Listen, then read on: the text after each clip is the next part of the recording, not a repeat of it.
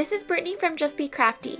Today's video is part 3 of a 3-part series on how to make this beautiful knit velvet sweater. In this series, I break down how to make this sweater step by step and knit it right along with you. As I mentioned, this tutorial is broken up into 3 parts. In part 1, we covered how to make the front and back sweater panels. In part 2, we make the sleeves.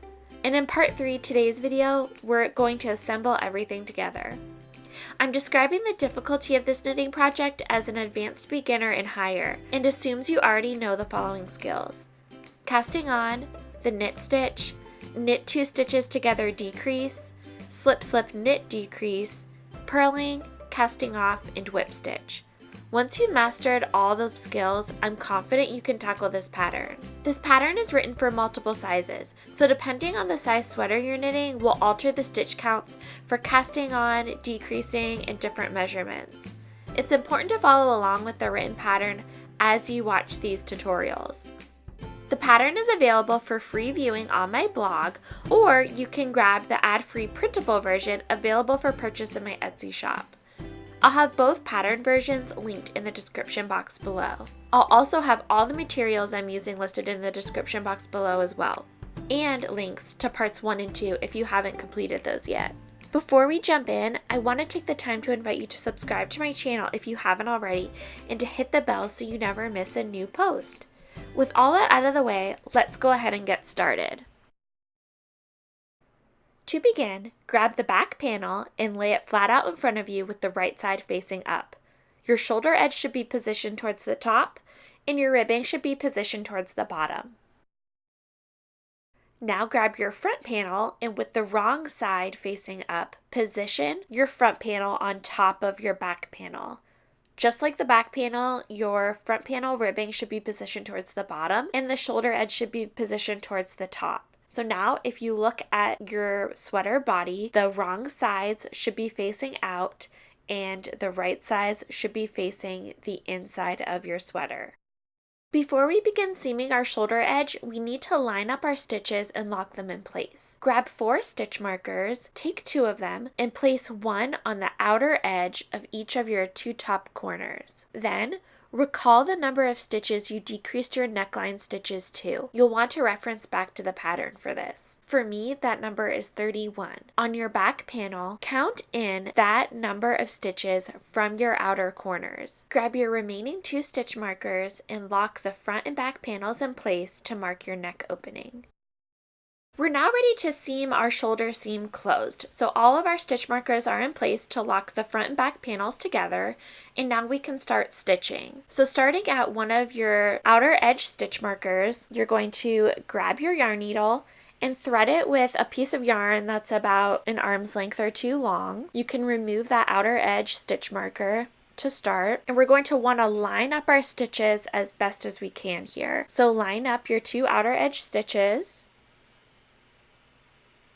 and insert your yarn needle into both the front and back panel. Pull it through up until you reach just about the end of your yarn. And using a tail and the tail of your current working yarn, just tie a knot to secure.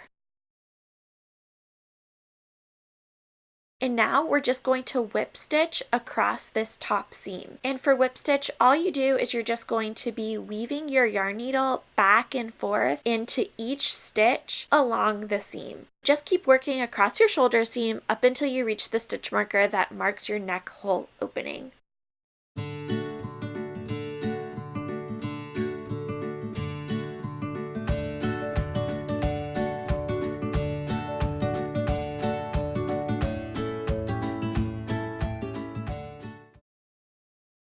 Okay, so we've worked our way across to the neck hole opening to our other stitch marker, and now we can cut our yarn and secure. You can go ahead, take out that stitch marker.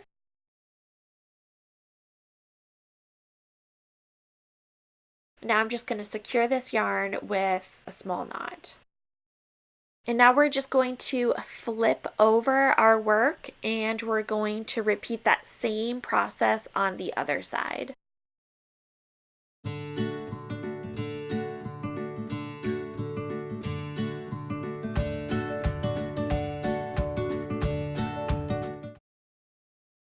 Okay, so we've already seamed our shoulder and now it's time to mark the length of our armholes. So at this point, you're going to want to reference back to your pattern to see how far to measure down for your armhole and mark that measurement with a stitch marker on both side edges of the body of your sweater. For mine, I'll be measuring down 8 inches. All right, so I'm just turning my work on its side so that the one side edge is facing up. As I briefly just mentioned, line up your ribbing stitches and hold those together with stitch markers as well. So now we're ready to seam up our side edges. So with your yarn needle, we're going to whip stitch the sides together. To start, not to secure. For the ribbing, we're going to line up our stitches one by one. So in each side of the stitch, whip stitch those together.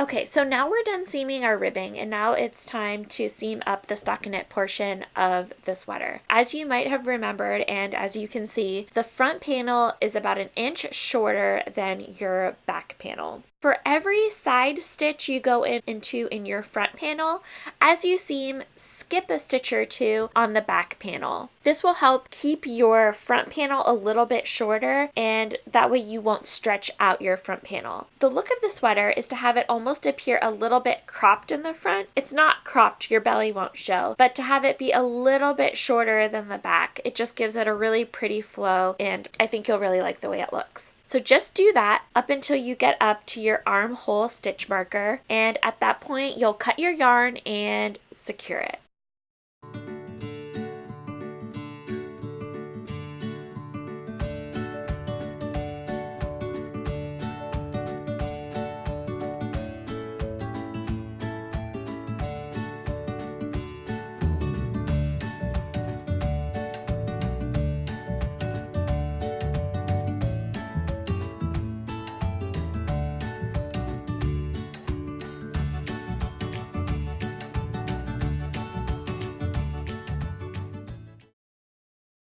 At this point, I've whip stitched my way up to the armhole stitch marker, and now I can cut my yarn, remove the stitch marker, and knot to secure. So now you've completed your first side, and we're just going to repeat this entire process for your other side edge.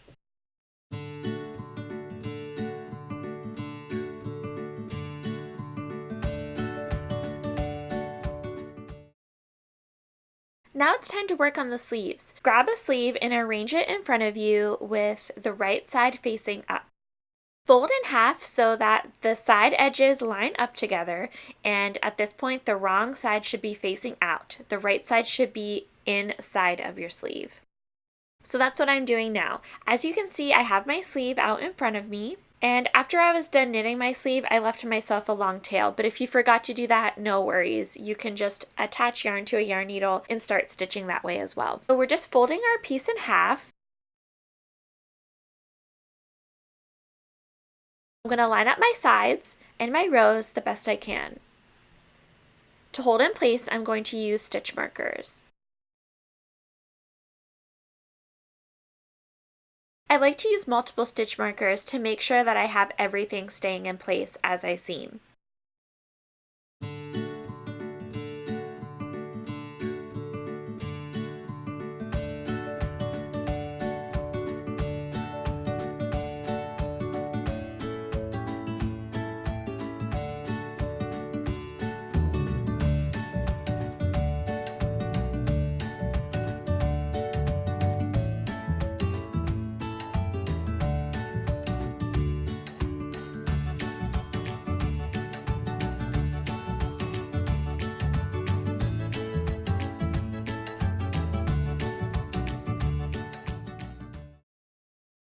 Starting at one end, you can start at either the ribbing end or the shoulder end. Grab your yarn needle and you're just going to line up your stitches the best you can, line up your rows the best you can, whip stitch all the way down the seam.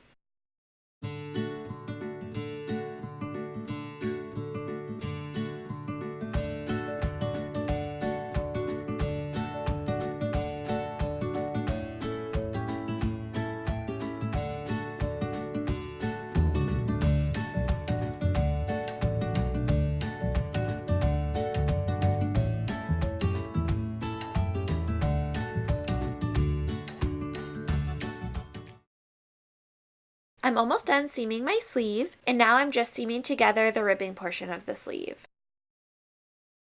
So I'm just finishing up these last few whip stitches.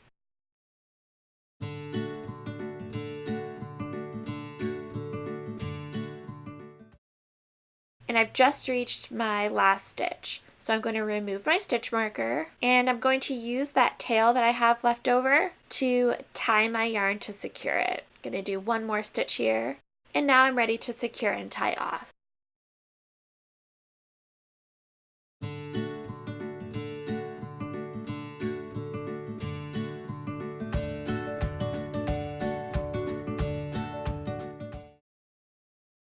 Now it's time for the fun part. We're going to attach the sleeves onto the body of our sweater. So working one sleeve at a time and using the diagram for reference, grab your sweater body and a sleeve.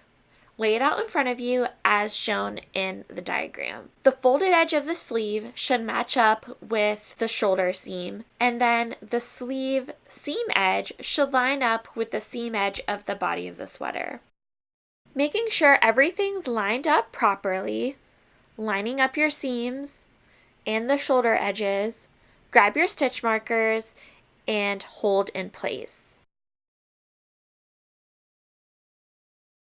Once all of your stitch markers have been placed, it's time to start seaming. Starting in the armpit seam, whip stitch your way around the armhole. You're going to be using the same whip stitch technique you've used throughout the entire project. So that's just weaving your needle back and forth between each stitch.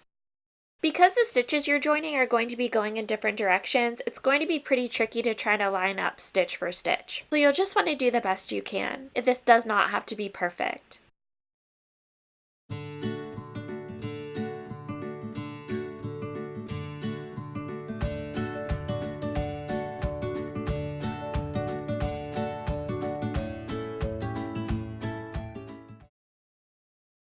I've now whip stitched my way around the armhole and landed back where I started. Now it's time to cut my yarn and knot to secure. And for my knot, I'm just using the tail that I had started with. At this point, all we have left to do is to repeat this process on the other side. Once you've seamed everything together and weaved in all your ends, turn it right side out and this is what it should look like. I really hope you found this tutorial helpful. If you did, let me know by giving the video a thumbs up. And if you haven't already and would like to, be sure to subscribe so you never miss a new tutorial. I post new patterns on Tuesdays and new stitch techniques on Fridays, so you definitely don't want to miss out. Thank you so much for watching. Bye!